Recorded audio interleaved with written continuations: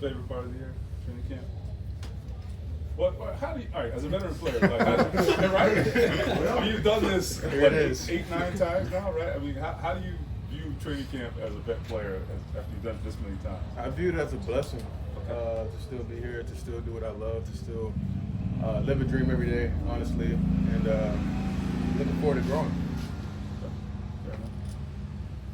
Kenny, how do you embrace more of a, I mean, you did it last year already as a leader with this group, but I guess how do you step into that role even more going into, what, the year 8, 9 for you right now? That's a good question.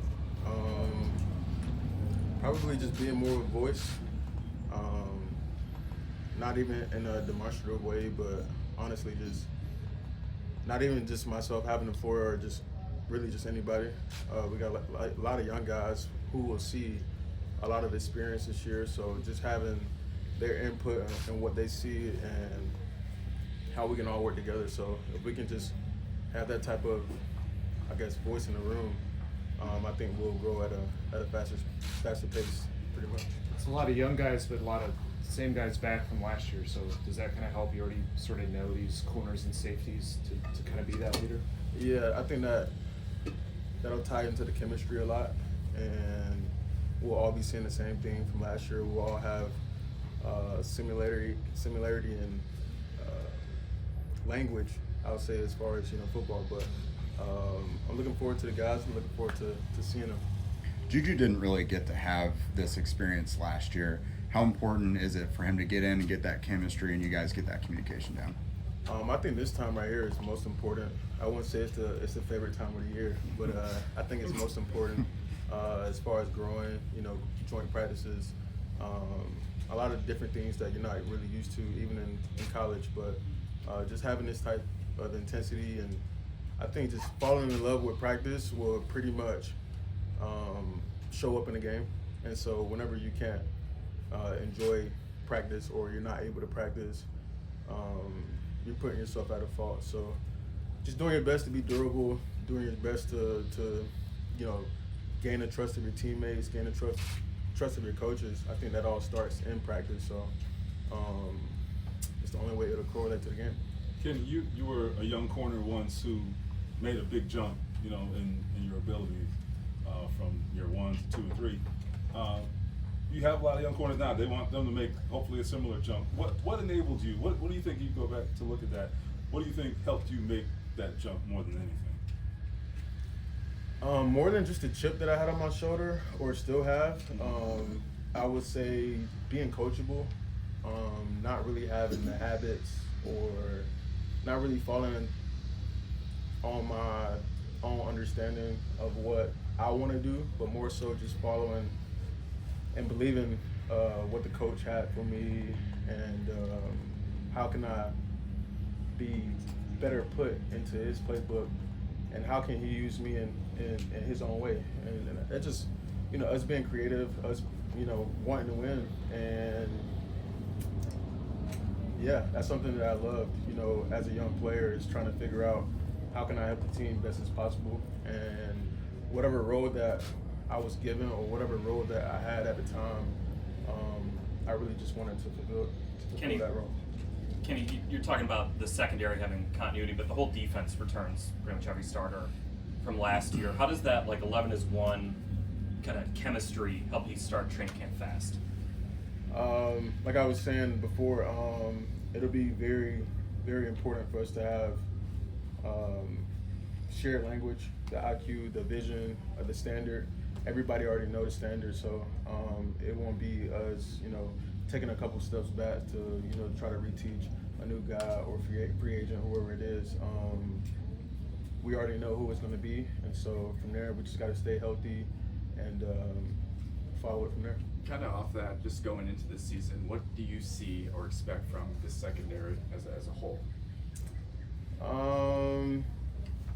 I would say limiting mistakes, whatever we were hit with last year or whatever, the storm is coming, we all know that. And so I think like the petty mistakes, I don't really like those. So like I said, if we just be intentional with practice and we be intentional with all phases of training camp and all phases of growing throughout the season. I think that's my biggest challenge. And I think for the most part, younger guys, they want to be their best right now in training camp. Day one, tomorrow, or in joint practices, whatever it is. But, just having that grace with yourself and with your teammates to be able to be their best in November, December, that's always my quest of the season, not putting so much pressure on myself, early on. Obviously, we have a, division opponent week 1. I'm not saying I don't want to be my best week 1. I'm saying I want to be my best, gradually over the course of the season. And then in November, December, I'm at my best. I'm at my full form. My win is good. And pretty much I don't really have to think that late in the season. It's pretty much like my body is just taking over. I'm just here trying to dodge guys like Grove and Z. And so, that's just how I see the season. Kenny, how much more comfort level is there getting into the second year with Shane Steichen instead of last year? I guess you know what to expect from him, I guess, as a defensive player. I'm looking forward to it. He has the energy that you would want from your head coach or all your coaches. And so I like the way his energy just flows throughout the organization. So with that, we got to put our best foot forward each day. Can you play next to EJ quite a bit? Like, where do you see his upside this year? Probably just being on the field more, just trying to see how passive or aggressive he is in certain areas of the field or certain areas of the playbook, just being able to work with him. Whether I'm going in motion or any type of communication that we have, we usually play opposite of each other on the field. And so, and then more, just a step beyond that, probably just being a brother. I spent a lot of time with EJ this off season and was able to see, how he was as a person, how he was as a teammate, how much he worked and how hard he worked and how much he loves football. And I was proud of him. I am proud of him. And the steps that he's taken from being a rookie from Fort Worth to now, really embracing his role, really embracing, where he's at in his career. And I'm wishing EJ the best. Kenny, you've seen a lot of quarterback changes here, obviously. I know it's not your side of the ball, but is there just like a comfort in knowing we got our guy? Yeah, of course. What is that like? How different is that? Not a knock on any of those guys, right? But there were a lot of changes, For sure. That just brings a certain type of peace. I think that flows within the city. I think we can all feel what we have here, and we just got to protect that best as possible for us to get to where we want and not really rush it. And really just, giving him that grace, giving him that, that push that, it's on his time, you know what I mean? So, but we all know it's a lot at stake here. So, you kind of got to like give and take a little bit, you know what I mean? So, yeah. How do you feel going into it with Shane Steichen in year 2, and maybe how different does this start of training camp feel to you know him at this point? Yeah, it's great. We got a meeting with him, shortly, but you just know what you're dealing with.